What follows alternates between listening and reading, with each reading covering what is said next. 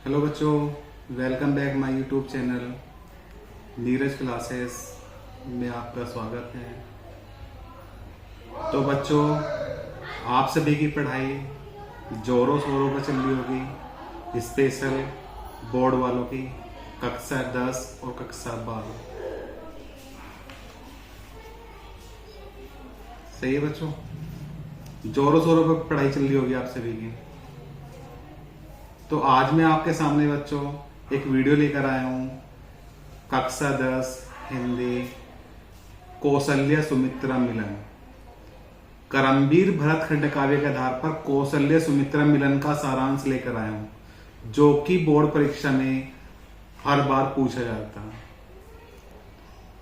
3 number का पूछा जाता है बच्चों। अगर सुनोगे सही ध्यान से तो सुनते सुनते याद हो जाएगा बच्चों, सुनने के बाद फिर लिखना। चलो चलते हैं आज की इस वीडियो पर बच्चों।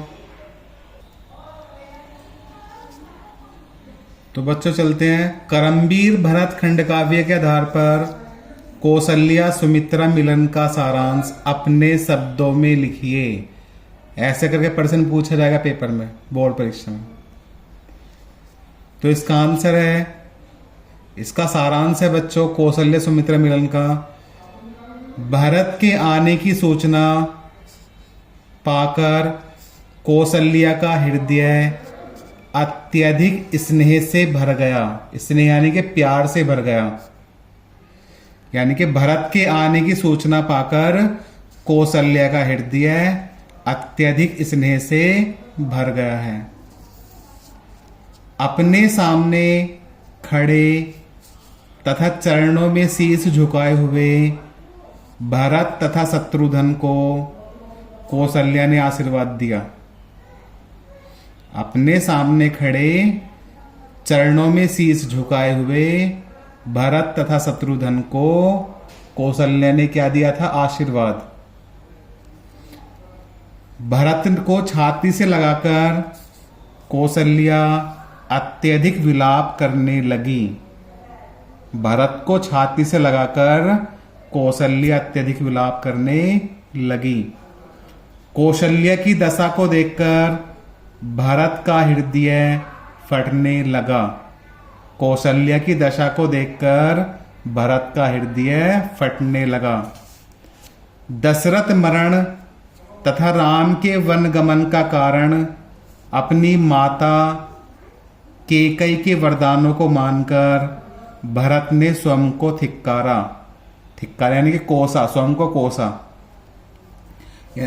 दशरथ के मरने तथा राम के वन गमन का कारण अपनी माता कैकेयी के वरदानों को मानकर भरत ने स्वयं को धिक्कारा। भरत ने कहा कि आज जो सभी यह कहेंगे कि भरत को राजगद्दी की लालसा अवश्य होगी। कि भरत ने क्या कहा था बच्चों? कि आज सभी यही कहेंगे कि भरत को राजगद्दी की लालसा अवश्य होगी। भरत की बात सुनकर कौशल्या, माता कौशल्या के ने उन्हें समझाते हुए कहा।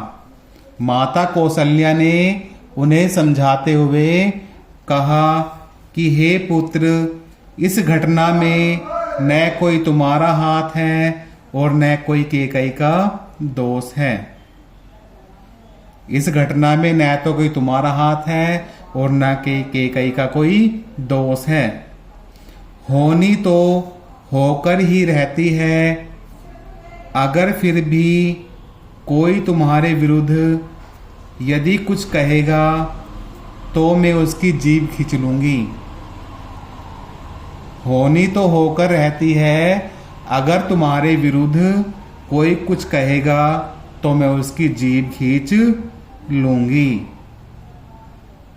किसने कहा? कौशल्या ने कहा था ये।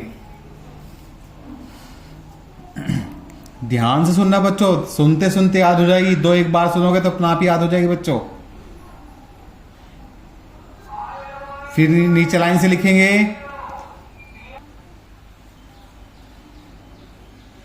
भरत के आने की सूचना मिलने पर सुमित्रा वहां दौड़ी हुई आई और उन्होंने दोनों पुत्रों को गले से लगाया गले से लगाया। माता सुमित्रा के सामने भी भरत ने स्वयं को अपराधी माना।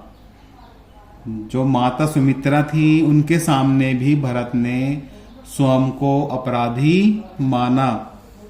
उन्होंने कहा कि मेरी माता ने मुझको राजगद्दी का लोभी किस प्रकार जाना। मेरी माता ने मुझको राजगद्दी का लोभी किस प्रकार जाना। उसने राम के स्थान पर मुझे ही वनवास क्यों नहीं दिलाया। उन्होंने राम के स्थान पर मुझे ही वनवास क्यों नहीं दिलाया। सुमित्रा ने भी भरत को समझाया कि राम वन में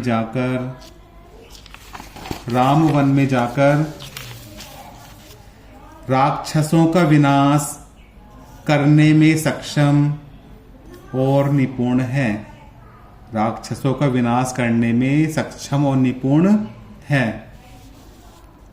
सुमित्रा ने धैर्य के साथ कहा, क्या कहा कि तुम्हारे दुखी होने से तो उर्मिला, मांडवी आदि भी दुखी होंगे। तुम्हारे दुखी होने से तो उर्मिला, मांडवी आदि भी दुखी होंगे। तुम दुख को छोड़ो और कर्तव्य का पालन करो। तुम दुख को छोड़ो और कर्तव्य का पालन करो। फिर नीचे लाइन से लिखेंगे, बिना कर्म के ज्ञान की प्राप्ति नहीं होती। बिना कर्म के ज्ञान की प्राप्ति नहीं होती तथा आत्मबल के बिना व्यक्ति कभी पवित्र नहीं बन पाता। आत्मबल के बिना व्यक्ति कभी पवित्र नहीं बन पाता। इतना कहकर सुमित्रा ने दोनों पुत्रों को गले लगाकर मुनि वशिष्ठ के पास भेज दिया। इतना कहकर सुमित्रा ने दोनों पुत्रों को गले लगाकर मुनि वशिष्ठ के पास भेज दिया।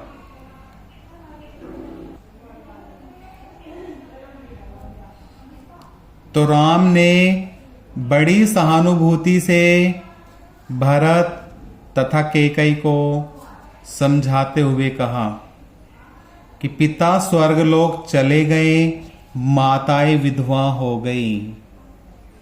राम ने बड़ी सहानुभूति से भरत तथा कैकेयी को समझाते हुए कहा कि पिता स्वर्गलोक चले गए और माताएं विधवा हो गई। मैं राजा बनकर पिता के वचन को किस प्रकार भंग करूं। मैं राजा बनकर पिता के वचन को किस प्रकार भंग करूं। इससे तो राजवंश का आदर्श समाप्त हो जाएगा। इससे तो राजवंश का आदर्श समाप्त हो जाएगा। भरत बड़े भाई राम के आदर्श तथा स्नेह के सामने नतमस्तक हो गए। भरत बड़े भाई राम के आदर्श तथा स्नेह के सामने नतमस्तक हो गए। यानी कि उन्होंने अपने शीश झुका लिए उनके सामने। अंत में भरत ने आग्रह किया कि वे राम की चरण पादुकाओं को लेकर जाएंगे।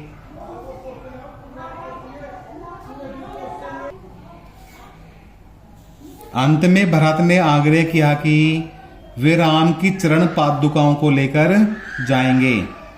यानी कि चरण पादुका यानी कि पैर की चप्पल। चरण पादुकाओं का मतलब क्या है बच्चों? पैर की चप्पल को लेकर जाएंगे और अयोध्या में 14 वर्षों तक राम की चरण पादुकाओं का ही राज्य होगा। अयोध्या में 14 वर्षों तक राम की चरण पादुकाओं का ही राज्य होगा।